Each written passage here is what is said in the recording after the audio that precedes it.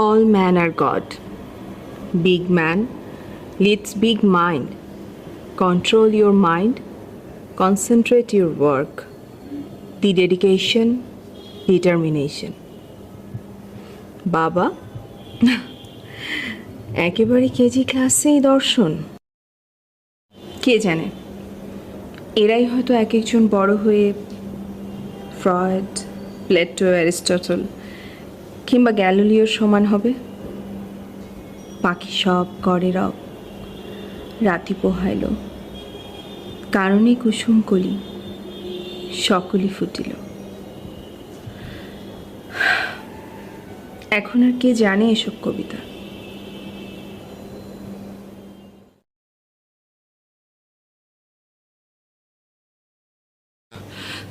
দেখেছো মেয়ের কাণ্ড? সব সময় তাড়াহুড়ো, আর কাজের লোকটাও হয়েছে তেমনি। আচ্ছা, স্কুলে যাওয়ার সময় সব কিছু গুছিয়ে নিল কিনা সেটা তো দেখতে হবে। মাস গেলে মাইনে নেওয়ার ব্যাপারে একদম ঠিক আছে, কিন্তু কাজের বেলায় একদম না। উফ, টিচারের বাসার পানিটাও ভালো না। এখন আবার কে এলো?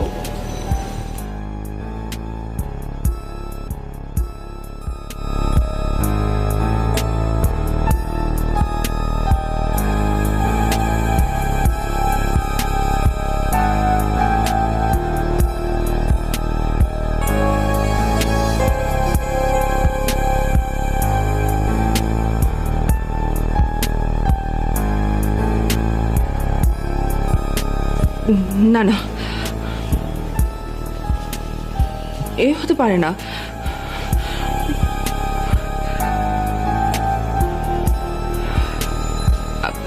আমার ভুল হয়েছে।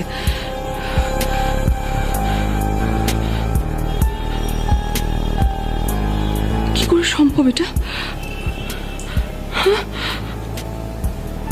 কি করে?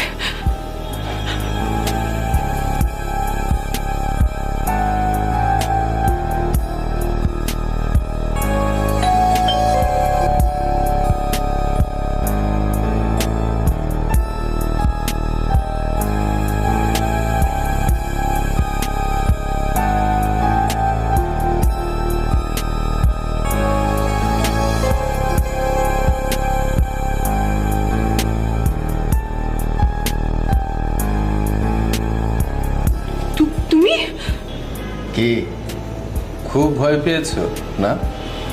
এসো একটু ছুঁয়ে দেখো, চিমটি কাটো। ভেবেছিলে ভূত প্রেত সেজে তোমাকে ভয় দেখাতে এসেছি না? আরে না রে বাবা, আমি এমনিতে একজন ভীতু লোক, আমি আমার অন্য মানুষকে ভয় দেখাবো? তোমার বাড়িতে প্রথম এলাম, বাইরে দাঁড় করে রাখবে, ভেতর আসতে বলবে না?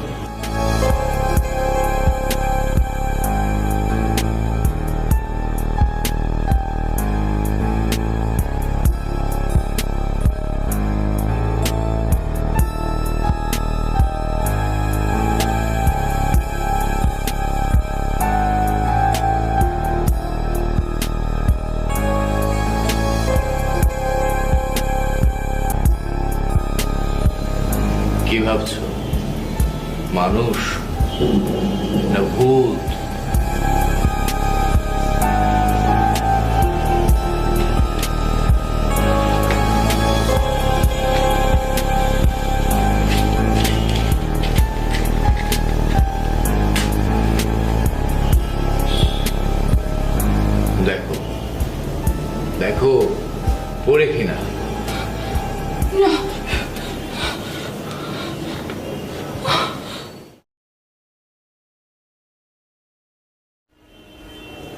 অরুণিমা, তোমার জায়গায় যদি আমি থাকতাম, আমারও এরকমই হতো। 6 বছর আগে যে লোকটা মারা গেছে, হঠাৎ করে সে লোকটা যদি আবার ফিরে আসে, সবারই ভয় পাওয়ার কথা। আমি অমৃত্যু ফল খাইনি ঠিকই, কিন্তু মৃত্যু যার নেই তাকে কে মারবে অরুণিমা? কেউ মারতে পারে না, কেউ না। কিন্তু কোনো কথা নেই। বিজ্ঞান যত উন্নত হোক, শিল্প সংস্কৃতি যত বৈপ্লবিক হোক না কেন অরুণিমা, সময়ের নিয়তি নির্বন্ধ যোগ কখন যে কার উপর কিভাবে বর্তায় তা কেউ বলতে পারে না। তুমি তাহলে মরিনি, বলতে পারো বেঁচে গেছি। 1 কাপ চা হবে? 1 কাপ চা হবে? আমি আছি।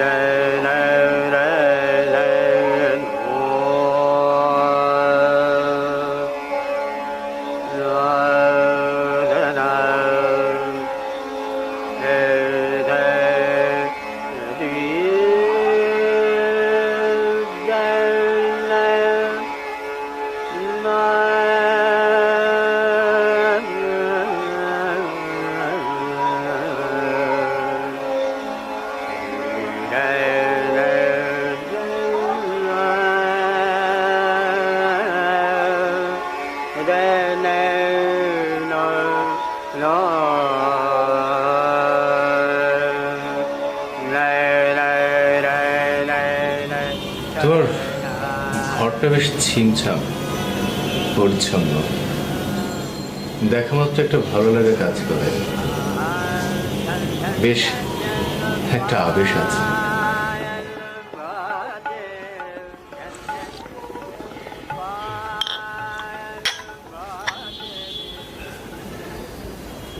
আচ্ছা, তোমাদের এই সুন্দর ঘরটাতে চ্যাপলিনের কোনো ছবি নেই কেন? আমার কাছে কি মনে হয় জানো, প্রতিটি পরিবারে চ্যাপলিনের ছবি থাকাটা খুব জরুরি। কারণ চ্যাপলিনে আমাদের জীবনটাকে খুব ভালোভাবে চিনেছেন, অন্যকে চিনিয়েছেন। এই আমার কথাগুলো পণ্ডিত প্রবার মতো শোনাচ্ছে না? তুমি তোমার কথা বলো।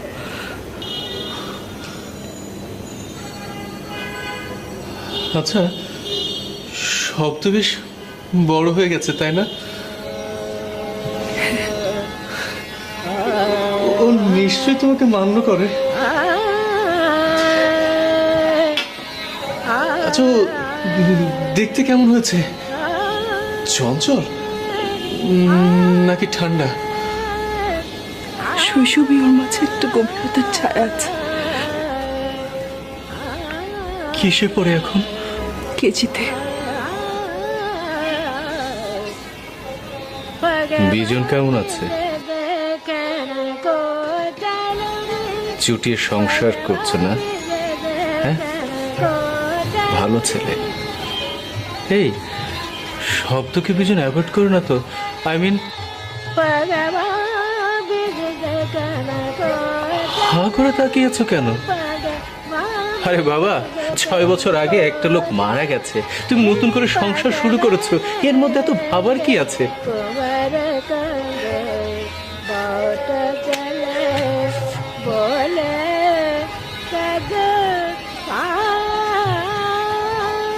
নাকি ভাবছো পুরনো অধিকার নতুন করে ফল পাওয়ার দাবি নিয়ে এসেছি? না না অরুণিমা, তুমি একদম ভয় পেও না, তুমি একদম নিশ্চিন্তে থাকো। আমি স্রেফ কিছুক্ষণের জন্য তোমার সঙ্গে দেখা করতে এসেছি, শুধু তোমাকে একটিবারের জন্য দেখতে এসেছি, তোমাকে, তোমার শব্দকে, কেবল এই প্রথম ও শেষবারের মতো হালকা হাওয়ায় অনেক দূর উড়ে যাওয়া পাখির স্বপ্ন ভাঙা গান শোনাতে এসেছে।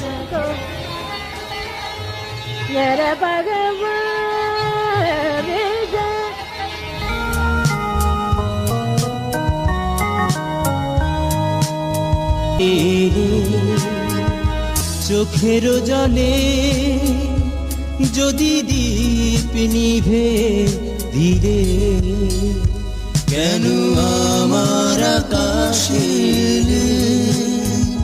সজনী।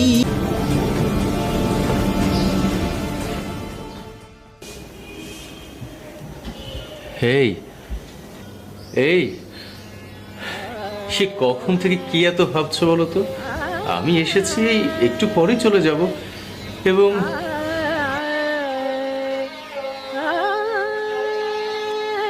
আমি আমি কিছু ভাবতে পারছি না। আচ্ছা, আমি শব্দকে দেখতে পাচ্ছি না তো।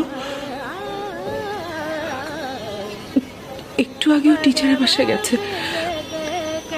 আচ্ছা, এতদিন পর তোমার আমাদের কথা মনে হলো? না, তবে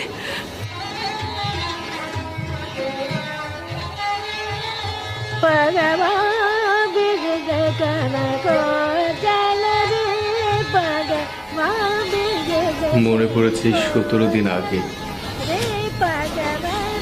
17 দিন আগে মানে?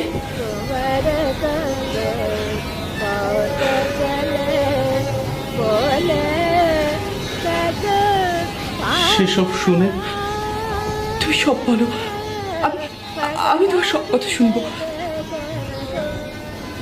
তোমরা তো শুনেছিলে আমাদের জাহাজ ডুবে হয়েছিল। হ্যাঁ, তাই তো। ঠিকই শুনেছিলে। আমি যখনই ভাবি অবাক হয়ে যায়। কেন? আমাদের জাহাজটা যখন ডুবাচ্ছে আর কোনো পথ ছিল না, যাত্রীরা তখন কে কি করবে কিছু ভেবে উঠতে পারছিল না, তখন সবাই এক প্রকার দিশেহারা। তখন আমি কোনো কিছু না ভেবে এক মুহূর্তে আমি পানিতে ঝাঁপিয়ে পড়লাম। আমার চারপাশে হাজার হাজার ভূত চারপাশে কেমন ঘূর্ণির মতো ঘুরতে শুরু করলো। ওরে বাবা, কিছুই দেখতে পাচ্ছিলাম না, কোথায় যেন হারিয়ে যাচ্ছিলাম।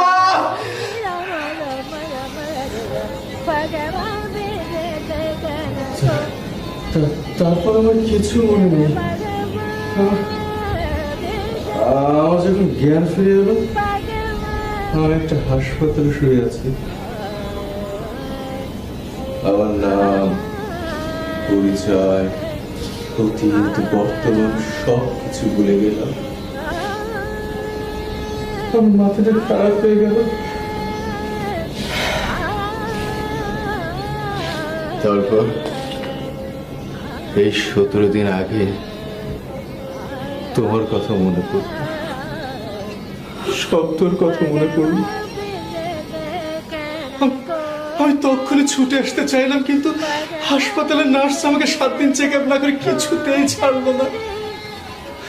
অরুণিমা, আমার এখনো কিছুই বোঝা হয়ে ওঠেনি। আমি যখন ওয়ার্ড মাস্টার রুমে গেলাম ছুটি নিতে, ওনার টেবিলের দিকে ক্যালেন্ডারে তাকিয়ে আমি আটকে উঠলাম। আমার জীবন থেকে 6 বছর হারিয়ে গেছে, যে জীবনে আমি নেই, আমার মিষ্ট নেই, শব্দ নেই। আমার মাথাটা কেমন যেন ঘুরতে শুরু করলো। আমার মনে হচ্ছে আমি আমার পাগল হয়ে যাব। পাচ্ছি ওরা যদি ভাবে আমি পাগল, এই ভেবে আমি চুপ করে দাঁড়িয়ে রইলাম। ওয়ার্ড মাস্টার রুম থেকে রিলিজ অর্ডারটা হাতে নিয়ে আমি হাসপাতালে বাইরে এসে, বিশ্বাস করো রিমা, আমি তখন কিছুই দেখতে পাচ্ছিলাম না, কিছু।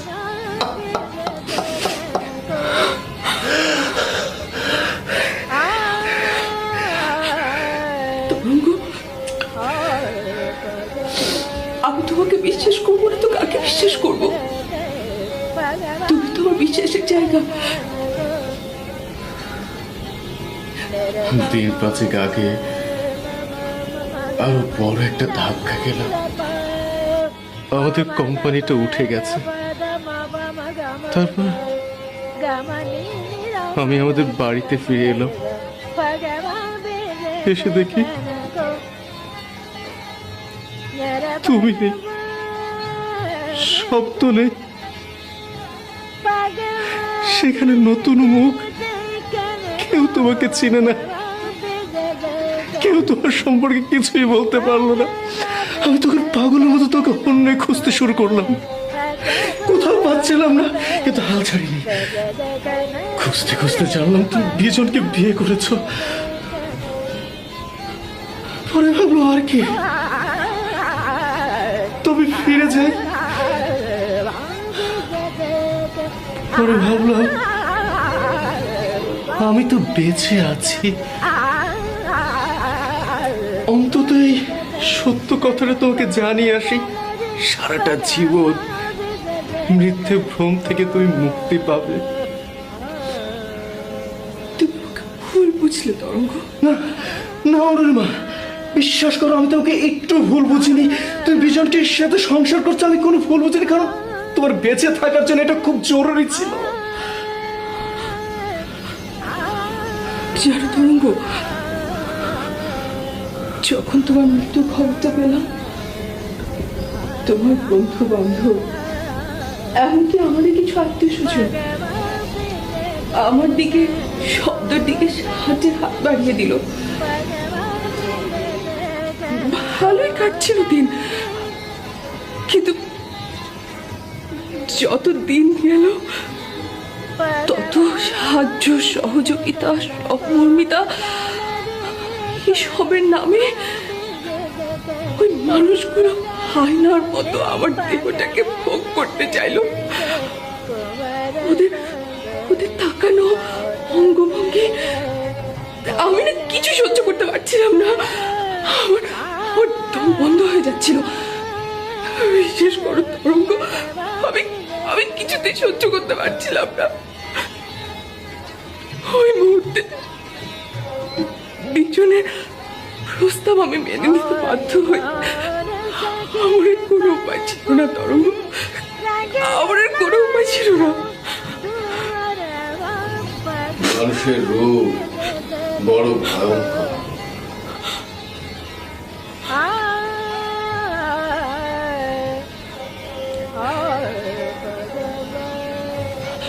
আচ্ছা তরঙ্গ,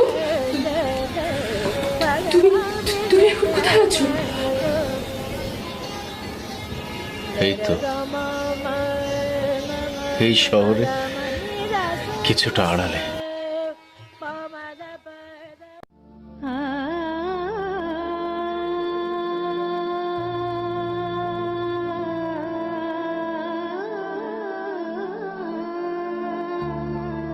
তরঙ্গ, আমরা কি আবার নতুন করে সব শুরু করতে পারি না?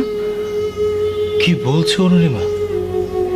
হ্যাঁ তরঙ্গ, আমাদের সেই হাল ভাঙা ক্ষেত, সেই পুকুর যেখানে শাপলা ফুল ফুটে থাকতো, তুমি বলতে, দেখো অরুণিমা, পুকুরটাকে কেমন রাঙিয়ে দিয়েছে ওই ফুল আর লতার সৌন্দর্য। আমি বলতাম, তা কেন? পুকুরটা যদি না থাকতো তাহলে এত সাজতো কি করে? তখন তুমি তোমার সাবলীল ভঙ্গিতে বলতে, এটা যদি পুকুর না হয়ে ঘাসে বিছানা হতো, যদি এখানে ঘাস ফুল ফুটতো, তাহলেই না সবুজ আরো মোহনীয় হয়ে উঠত। আরো হ্যাঁ, পুকুরের জলে মাছরাঙা খেলা করত, তারপর ছো মেরে মাছ তুলে ডালা মেলে কোথায় পালাতো। পথের পরে পথ আমরা হেঁটে যেতাম, আমাদের স্বপ্নের জাল, স্বপ্নের জগতে। তুমি গুনগুন করে গান গাইতে, হঠাৎ করে গানটা একটু জোরে গেয়ে উঠলে পথের মাঝে লোকগুলো কেমন অবাক হয়ে তাকিয়ে থাকতো। আমি যদি সংকোচে গান বন্ধ করতে চাইতাম, তুমি বলতে গাও মিষ্ট গাও। লোকটা যদি বিবাহিত হয়, নির্ঘাত বাড়ি যেয়ে ভীষণ প্রেম পাবে।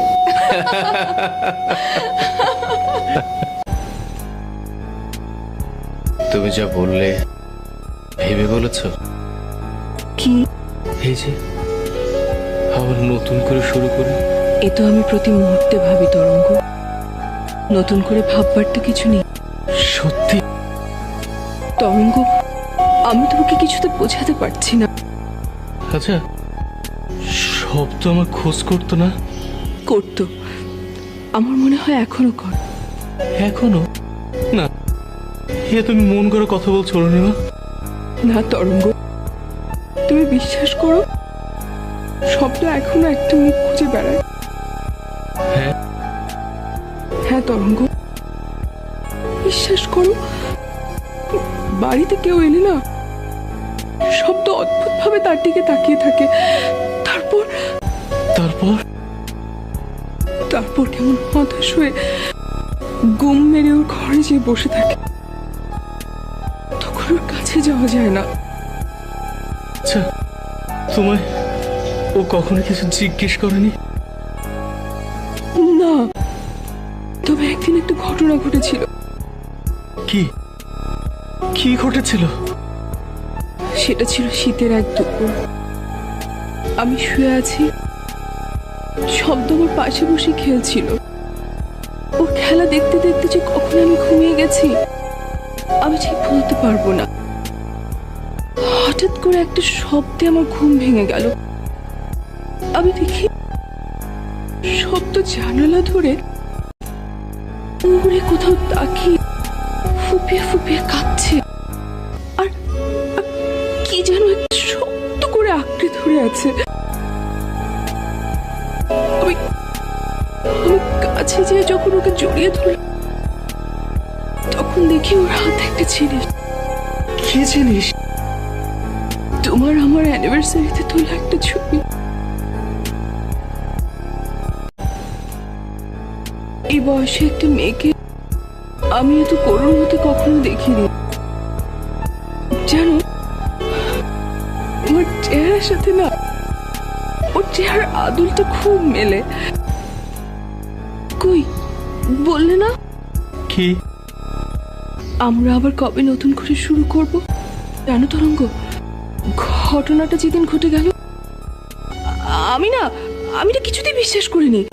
আমাকে যখন সবাই বলছিল, আমার মনে হচ্ছিল সব ভুল বলছে। আমি আমি আমি কখনো বিশ্বাস করিনি যে তুমি এত বিচ্ছিন্ন ভাবে মরতে পারো। বিশ্বাস করো তরঙ্গ, আমি বিশ্বাস করিনি। মরার বাচ্চি, তুমি দারুণ বললে তো। আমার না একটা গল্প মনে পড়ে গেল। এবার একটা লোককে সাপে কেটেছে, লোকটা মারাও গেছে। সাপটা কেটেছিল, লোকটা চোখের দিক এই যায়, ঠিক এই যায়। সেখানে ভিড় জমে গিয়েছিল। লোকটা ছিল অজ্ঞাত, পরিচয়হীন। অনেকক্ষণ ধরে একটা লোক খুব ভালোভাবে তাকে দেখলো, তারপর বলে উঠল, ইস, এর জন্য চোখটা রক্ষা পেল। কিন্তু দেখো, ততক্ষণে লোকটা সারা শরীরে নীল বিষ হয়ে গেছে। এসব কথা রাখো তরঙ্গ, প্লিজ তুমি বলো, আমরা আবার কবে নতুন করে শুরু করব? তুমি আবার অফিসে যাবে, আমি আমি তোমার জন্য অপেক্ষা করব। তুমি বাড়ি ফিরে এসে আমাকে আর শব্দকে নিয়ে ঘুরতে যাবে, আমরা ঘুরে বেড়াবো। আমি আমি ওই স্বাভাবিক জীবনটা আমার চাই তরঙ্গ। বলো, কবে কবে আমরা শুরু করব বলো? তার হয় না অরুণিমা। তুমি তুমি কি বলছো তরঙ্গ? তার হয় না অরুণিমা। কেন হয় না? কারণ বিজলকে আমি ঠকাতে পারিনি। এখানে ঠকানোর তো কিছু নেই তরঙ্গ। বিজু খুব ভালো করে জানে আমি তোমাকে ভালোবাসতাম, এখনো ভালোবাসি। হয়তো আমি মাঝে এক বছর বিজনের সাথে সংসার করেছি, কিন্তু বাধ্য হয়ে করেছি। অরুণিমা, মানুষের দুঃসময় যে মানুষের সবচেয়ে কাছে থাকে, সেই সবচেয়ে কাছের মানুষ, সবচেয়ে প্রিয়জন, তার সঙ্গে বেইমানি করাটা একটা পাপ। তুমি শুধু পিছনের দিকটাই ভাবলে তরঙ্গ, আমার কথাটা একবারও ভাবলে না। আমি তোমার কথা, তোমার ভালোবাসার কথা বারবার উপলব্ধি করেছি বলেই তো বিজনের সাথে এই প্রতারণাটা করতে পারি না। অরুণিমা, তুমি বুঝতে চেষ্টা করো। আমি একটি মুহূর্ত তোমাকে ছাড়া ভাবতে পারি না তরঙ্গ। ওসব তুমি একদম ভেবো না। বিজনের সাথে সুখে থেকো। ও তুমি জানে, বোঝে, শব্দকে মানুষের মতো মানুষ করে তোলো। আর তুমি? আমি আমার কথা আর ভেবো না। আমি জানি আমি নিজেই মারা গেছি। আমায় এখন যেতে হবে। আমি যদি তোমায় যেতে না দিই? আমি জানি তুমি এই কাজটি করবে না। এই কাজটি যদি আমি করি আজ, তাহলে বুঝবো আমি তোমায় এতদিন ভুল জেনেছি। আমায় ভালোবাসায় কমতি ছিল, ফাঁক ছিল। তরঙ্গ, অরুণিমা, মানুষের সময় মানুষকেই জয় করতে হয়, তা সে যতই কঠিন হোক। মানুষই পারে মানুষকে অতিক্রম করতে। তোমার প্রতি সে বিশ্বাস আমার আছে। একবার মিষ্টি বলে ডাকবে না? মুখ দিয়ে ডাকলেই বুঝি ডাকা হয়ে যায়? মন দিয়ে যাকে আগলে রেখেছি এখানে মিষ্ট,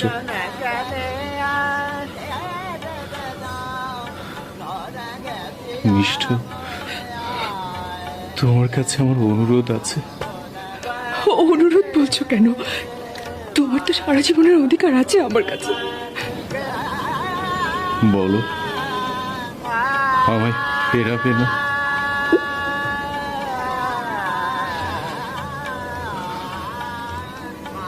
বিজনকে তুমি মেনে নিও। শব্দের সঙ্গে দেখা হলো না,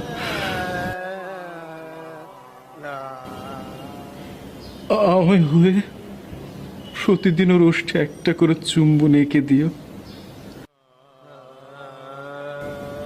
জানি না কোনোদিন হয়তো আর দেখা হবে কিনা। আর গানটা গেও। আজকে রাতটা থেকে যাও।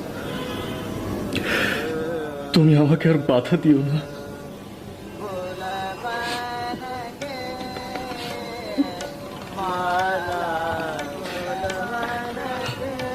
ভালো থেকো।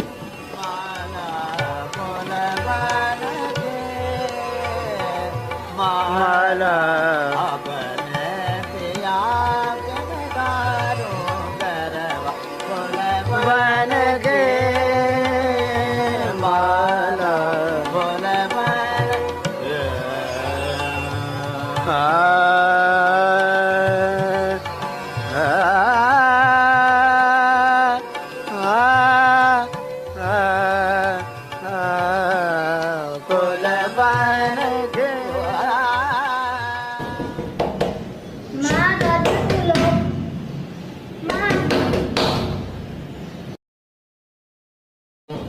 মা, মা দরজা খুলো। মা, মা দরজা খুলছে না।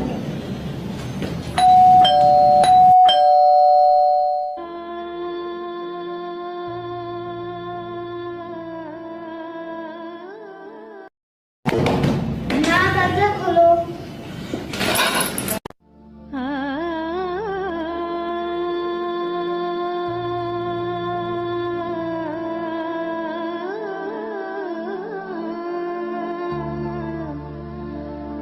মা, তুমি কাঁদছো কেন?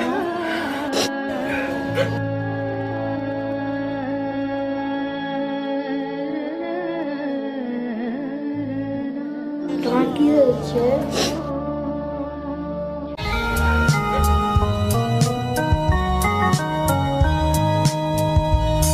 সজনী সাঁঝেরও তারা হয়ে আমার আকাশে চোখের জলে যদি দীপ নিভে ধীরে কেন আমার আকাশে সজনী সাঁঝেরও তারা হয়ে আমার আকাশে